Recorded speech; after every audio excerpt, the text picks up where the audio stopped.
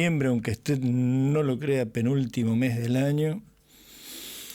Y en un mundo cada vez más complicado, cada vez en un país cada vez más complicado también, con los cambios de gabinete, pero después vamos a estar hablando de esto.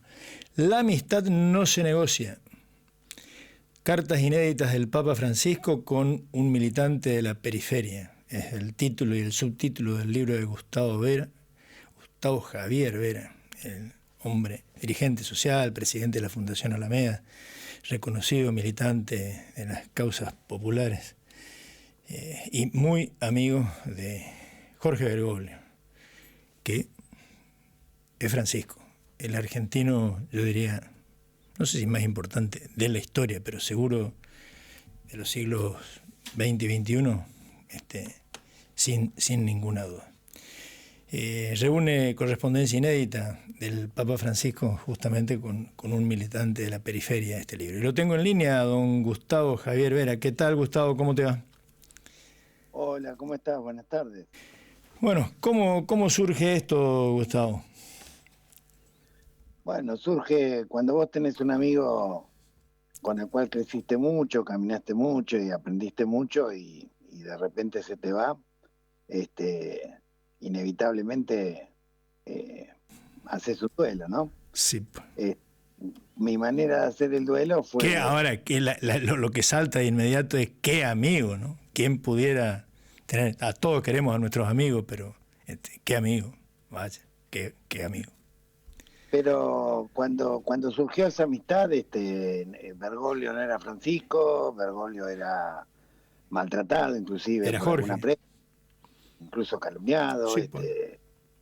era una persona, pero que sin embargo era una persona que cuando vos conocías, llevaba el evangelio en el corazón, era una persona que no tenía personal doméstico, chofer, que vivía en un cuarto muy sencillo, que siempre iba a las villas, a los barrios pobres. Lo he visto llorar con víctimas de trata, lo he visto hacer un montón de acciones a favor del pueblo sin ningún tipo de especulación mediática. Lo he visto ser muy coherente entre las cosas que predicaba y las cosas que hacía, algo tan difícil en estos tiempos, ¿no? Que hizo que muchos de nosotros que habíamos abandonado de alguna manera la iglesia hacía años, esa iglesia que por ahí cuando éramos chicos, antes de la dictadura, por ahí nos había ilusionado, ¿no? Con las parábolas de Jesucristo y después nos habíamos decepcionado. Y bueno, y con Bergoglio fue un poco como volver a casa, ¿no? Era alguien que te traía de vuelta a casa, como trajo a casa después a millones de personas siendo papa, ¿no? Ahora, el otro día leí una estadística que había publicado el Vaticano de las millones de personas que volvieron a la iglesia en todo el mundo a partir del magisterio de Francisco, ¿no? Porque veían en la máxima figura del Vaticano una persona que predicaba con el ejemplo, que era coherente entre lo que decía y lo que hacía, que tenía en el centro a los pobres de la tierra, a los más excluidos, que no se hacía el distraído frente a los grandes conflictos de la humanidad y que siempre era una voz que representaba a los que no tienen voz. Y se siente mucho su ausencia, ¿no? ¿Qué te Porque parece?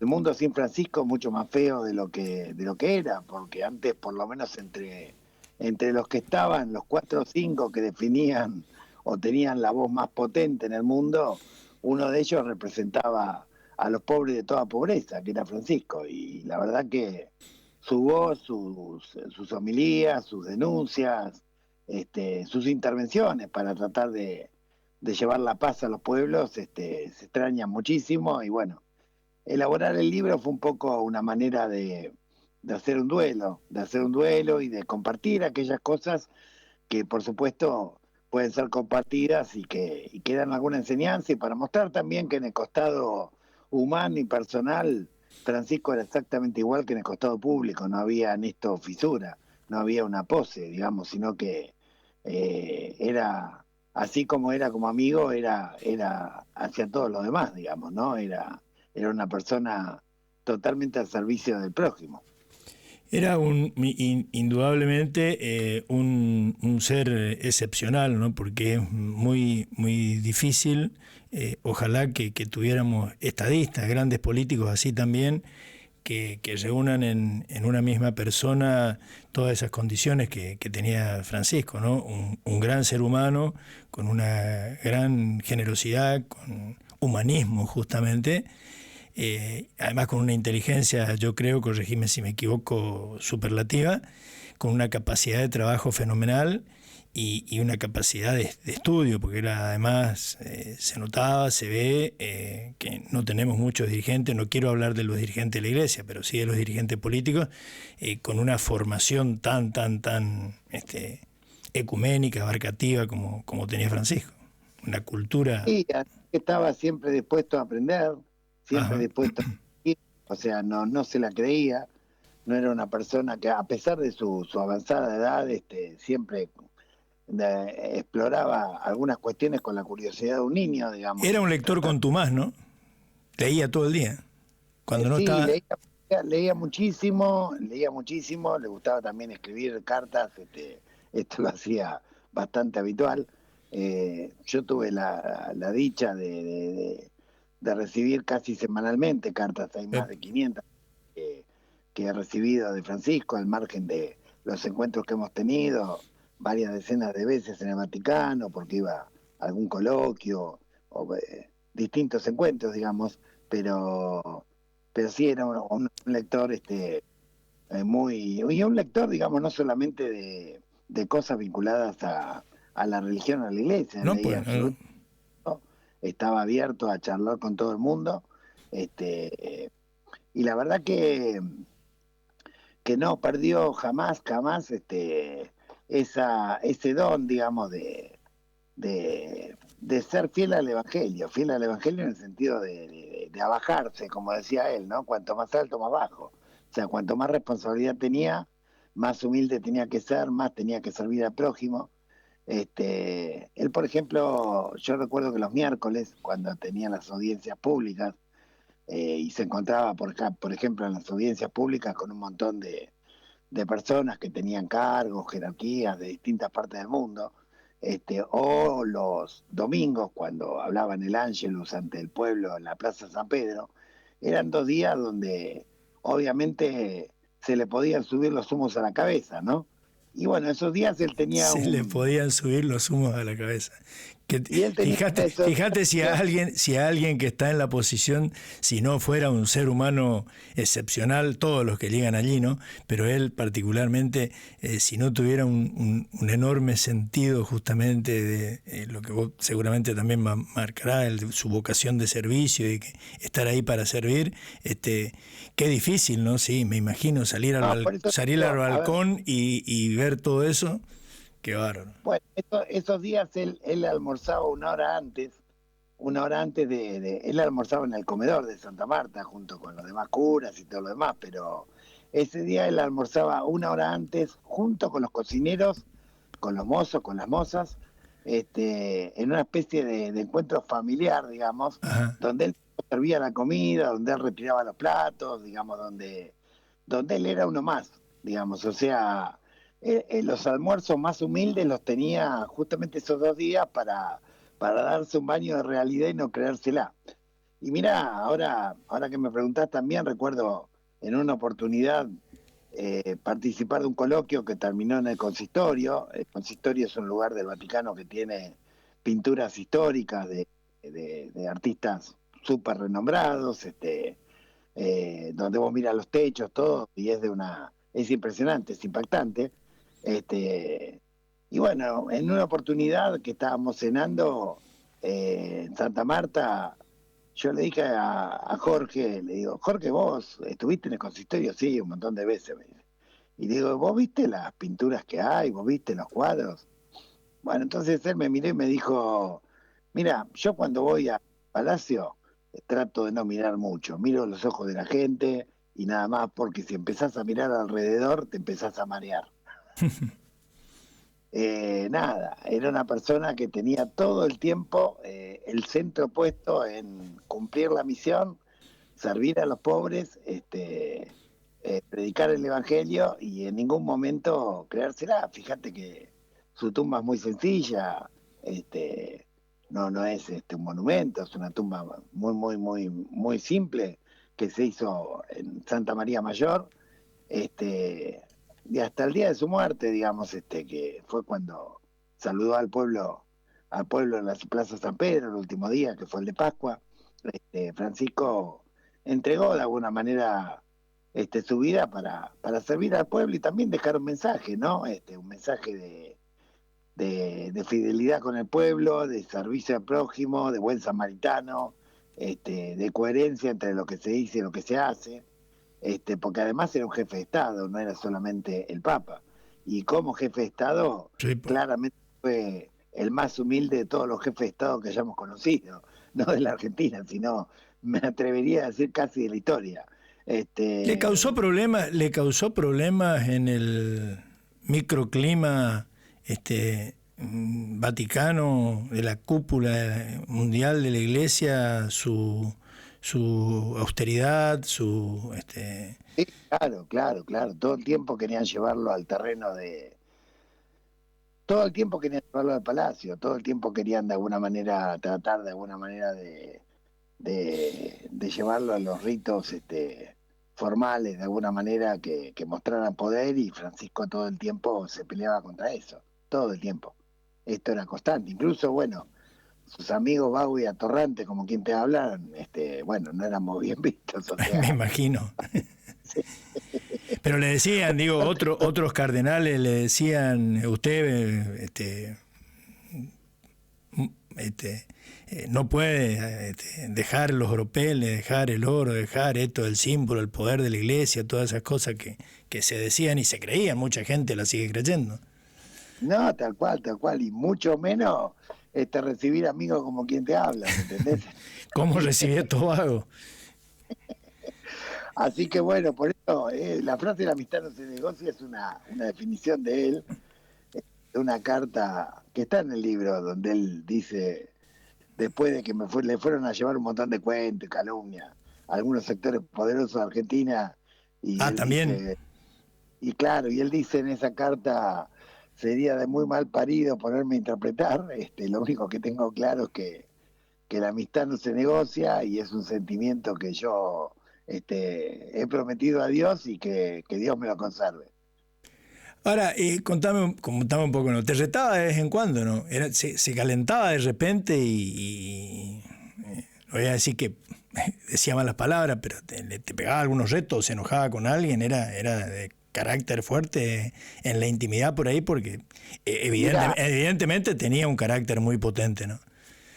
mira, era una persona con mucha paciencia, con mucha escucha, que meditaba muchísimo y discernía muchísimo antes de tomar una decisión, pero cuando tomaba una decisión era implacable, implacable. Pero meditaba mucho, no es que tomaba, no era impulsivo, Ujú. no era que tomara Claro. decisiones, Sí. digamos, a la tonta y a la ligera, sino que siempre meditaba mucho, incluso todo el tiempo estaba tratando de corregir. Él tenía, por ejemplo, como costumbre, cuando se levantaba temprano, antes de desayunar, se iba a meditar a la capilla de Santa Marta, se iba a discernir, y después al final del día, tipo 7 de la tarde, una hora antes de cenar, también estaba una hora, entre una hora, 40 minutos a solas, A repasando. solas. Sí, sí, siempre a solas, a la Ujú. mañana temprano y a la tarde antes de cenar. Él solía estar en discernimiento, nadie lo podía ahí molestar, él estaba solo en una capillita muy chiquita, y por eso era impredecible, porque las cosas que discernía son las que aplicaba al otro día, y por ahí había una agenda estructurada y nada, y él había discernido otra cosa y al otro día cambiaba completamente la agenda. Nadie podía prever que iba a ser Francisco al día siguiente, porque en su diálogo con Dios era totalmente imprevisible lo que pudiera ocurrir. Epa. Muchas veces pidió perdón, muchas veces cuando sintió que algo que había hecho no era del todo justo, o era muy misericordioso, era muy, muy autocrítico, era una persona que todo el tiempo no se creía infalible. Bueno, es un modelo es un modelo de líder, es un modelo de dirigente, de padre, de amigo, y por eso me pareció importante conocer todos los costados de Francisco, ¿no? Porque de alguna manera nos hace tener esperanza de que es posible tener dirigentes, tener políticos, religiosos, sociales, sindicales, bueno, que se parezcan aunque sea en un 50%, Francisco. Ya con Bueno, eso. sí, ojalá, mirá, qué sé yo, con un 10% sería fantástico. Y ya sería un montón, sí, claro, claro, claro. ¿Qué te parece? Mira, yo recuerdo, por ejemplo, en el año 2014, una visita que hizo a Corea del Sur, y en esa visita nos reímos mucho porque Corea del Sur es muy chiquito en superficie y tiene muchísima población, por lo tanto ahí las clases sociales vos las distinguís por el tipo de auto que tienen, ¿sí? ¿No? Porque Ah, por supuesto no hay superficie para que tenga los muy ricos tengan 20 o 30 casas, ¿me explico? sí, sí, Entonces el auto de alguna manera es como que el marca el símbolo del estatus, estatus. claro, y bueno, no había mucha expectativa en Corea, salvo la curiosidad de que llegaba el Papa y que era uno de los 5 hombres más importantes del planeta, pero la comunidad cristiana en Corea era muy chiquita, es del 10% de la población. Pero Francisco hizo algo que le salió del alma y también de la picaresca que él tenía y que no le costaba nada. Y el día que llegó a Corea, él pidió un auto que era un auto Kia. El Kia era el que usaba el tornero, el obrero metalúrgico común y corriente. Y bueno, y fue trasladado en un auto, en un auto de un obrero metalúrgico, digamos. Y los autos de custodia eran infinitamente más Sí, lujosos pues. que el auto que iba él. Bueno, y ese solo gesto le rompió la cabeza a millones de coreanos, porque decían, no, no, si vos tenés estatus no podés subirte a un auto así, digamos. Y hizo que muchísimos coreanos que ni siquiera eran cristianos, que profesaban otras religiones o ninguna, llenaran un estadio para ir a escucharlo. ¿Quién es ¿Qué este te- tipo que está entre los 5 voces más escuchadas del planeta? Que, bueno, que Y se llega en un sube un humilde. Kia. Exactamente, exactamente. Esas cosas que, simples gestos de alguna manera que demostraban o desarmaban de alguna manera toda una fraseología del poder malentendido, ¿no? Y mostraban al poder como el poder hacer, el poder como servicio al prójimo. Pero además ese consejo, yo tengo para mí que, y no me canso de leer y de repetir y de aconsejar que lean y que mediten párrafo por párrafo, palabra por palabra, Fratelli Tutti. Para mí como que encierra todo su pensamiento, su ideal del mundo, eso de construir puentes, derribar muros, analizando todo el mundo que le tocó vivir a él, que nos tocó vivir a los que ya tenemos unos cuantos años, lo que cambió para mejor y para peor, ¿verdad? ¿Es así? Sí, sí, y el Fratelli Tutti viene precedido del Laudato Si, son Sí, como dos cosas inseparables porque el Laudato es un poco la descripción de lo que está ocurriendo en el mundo y el Fratelli es cómo podemos hacer algo para tratar de transformarlo, digamos, ¿no? Es más, el Fratelli nace al calor del diálogo sí, interreligioso. exactamente. Religioso él no lo concibe como personas de distintas religiones en una mesa analizando escrituras sagradas y haciendo de alguna manera devaneos intelectuales, sino que es bien concreto. Él empieza a citar a los principales líderes religiosos para que se pongan de acuerdo en, por ejemplo, proteger a los refugiados, proteger a los migrantes, en luchar contra la trata, en luchar contra la guerra y por la paz.